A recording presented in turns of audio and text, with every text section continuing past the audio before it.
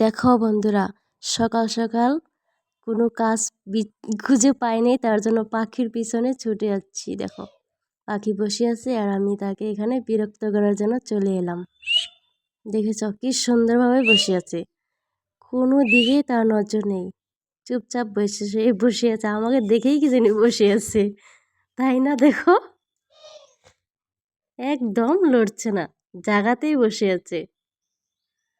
দেখো। So hello everyone, good morning সবাইকে। তোমরা সবাই কেমন আছো?